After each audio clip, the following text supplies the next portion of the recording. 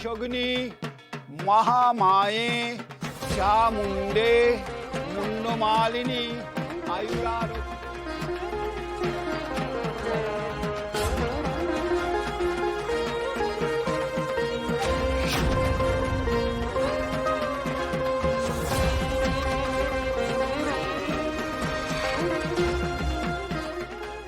Sir, আমি আপনার আর আমার দুজনের হয়ে আজ অঞ্জলি দিচ্ছি।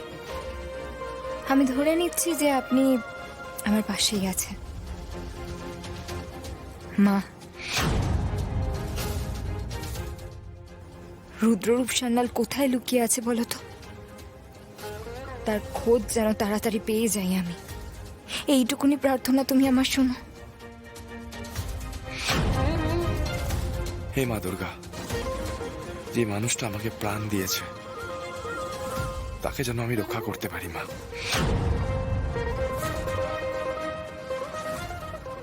শক্তি দাও মা, ফুলকি ম্যাডামের উদ্দেশ্য যেন আমি সফল করে দেখাতে পারি। এই জীবনের কোনো মানেই থাকবে না যদি আমি ফুলকি ম্যাডামকে সাপোর্ট করতে না পারি।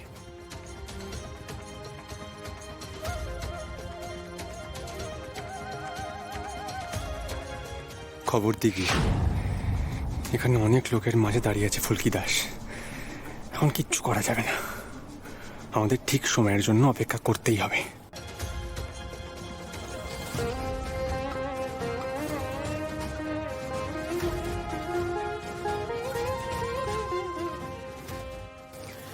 অরণ্যবাবু, এই যে এত লোকজন দেখছেন, এর মধ্যে থেকে কাউকে আপনার অভিরূপ সামন্তর মতো বা ওই গঠনের লাগছে? একটু নজর রাখবেন আপনি। না, আমার হঠাৎ করে মনে হলো রুদ্ররূপ সান্যাল তো ছদ্মবেশ ধরতে ওস্তাদ, আবার সেই রকমই কোনো ছদ্মবেশ ধরে ঢোকেনি তো এখানে। ম্যাডাম, সেকেন্ড রাউন্ড অঞ্জলি চলছে, প্লিজ এখন এখানে মন দিন। আর রুদ্ররূপ সান্যাল না অত বোকা নয় যে আপনার সামনে এখন অন্য ছদ্মবেশ নিয়ে আসবে। আমাদের অন্য রাস্তা বের করতে হবে ওকে ধরার জন্য। বলুন, আয়ুর দেহি।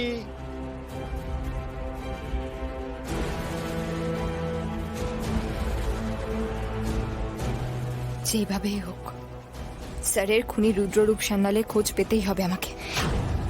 আমার মন বলছে সে খুব কাছেই আছে, কিন্তু কিন্তু আমি তাকে ধরতে পারছি না।